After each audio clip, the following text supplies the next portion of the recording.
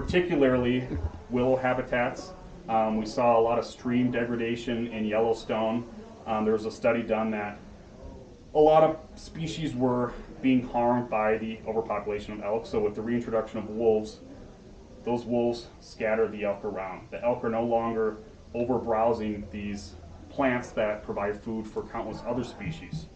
When we have more of those willow communities or hardwood vegetative communities that are along stream banks and stuff, we saw that erosion wasn't as prevalent. So streams were healthier. And that kind of touches on cutthroat trout populations. So that's the big thing about a trophic cascade is if you remove one piece of the giant web or the giant puzzle, things start to collapse. But once you reintroduce that piece, you see other aspects of the ecosystem being positively affected.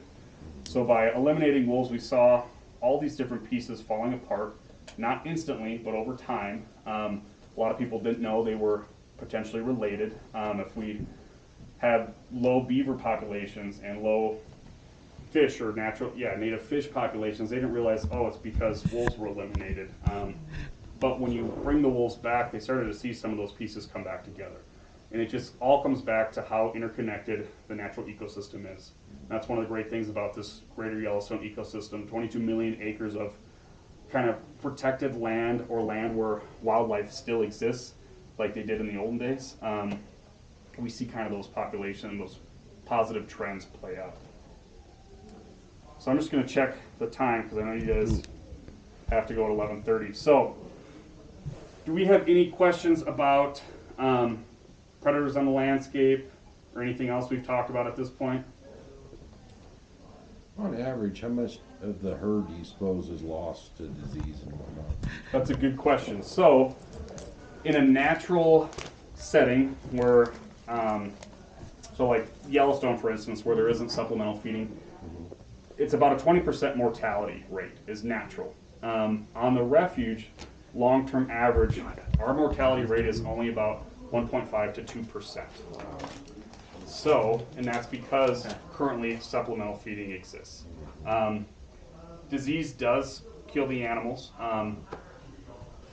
Right now, not necessarily chronic wasting disease, but some other diseases we have are, one of the prevalent ones is scabies.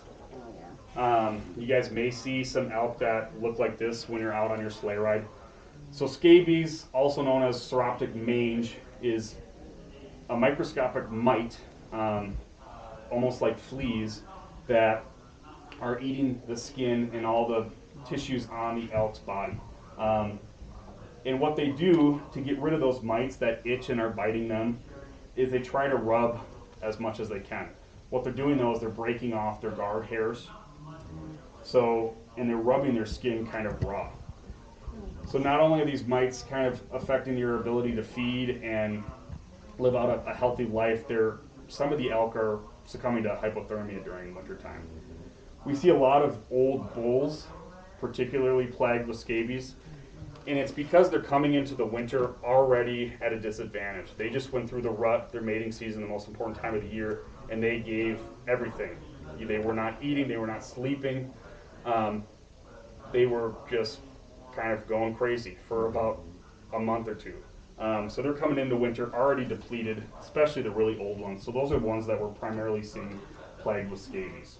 But it's not killing off giant percentages. Again, the long-term kind of mortality on the refuge that we notice is about 1.5 to 2%.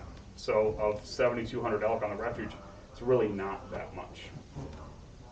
And then wolves are just a small factor of that 1.5 to 2%. So you don't hear much about brucellosis anymore, but is that still It's still present on the landscape, but they're not studying it too much. Usually that's just impacting the first fetus. But the big concern with brucellosis is elk and bison spreading that to cattle. That is another reason why these feed grounds have been created, is to keep that separation between livestock and these wild species. So if we have elk leaving the refuge onto private lands, commingling with cattle, possibility of them spreading brucellosis to cattle, which is a big concern. but we're not doing a lot of studies on brucellosis on the refuge at this point. It's not a major factor. One other one is hoof rot. So that happens when elk are walking on sharp surfaces. So when we get an ice crust, they can get lesions in their hooves. And if they are walking in areas where there's a lot of elk waste, there's certain bacteria in their feces and urine that gets into those lesions, essentially infects their hooves, and kind of makes that rot away. It's kind of like gangrene in humans, and if they're not able to walk, that can be very detrimental to them. So you can see elk out there that are limping. Those animals are susceptible to wolves. They can also get it in their mouth, and it renders them not able to feed themselves, essentially, but then they're also susceptible to wolves. Again, it's compensatory mortality. Wolves are taking out the elk, the old, the sick, the weak, ones that would probably die naturally on the landscape anyways. And those carcasses are feeding countless other species. The wolves may consume the majority of the elk, but then the coyotes come in, the ravens come in, gold bald eagles. We've seen badgers wake up in the wintertime and feed on elk carcasses, weasels as well. So it's feeding everything out there. It's kind of the circle of life, what comes and is feeding the entire landscape. Any other questions?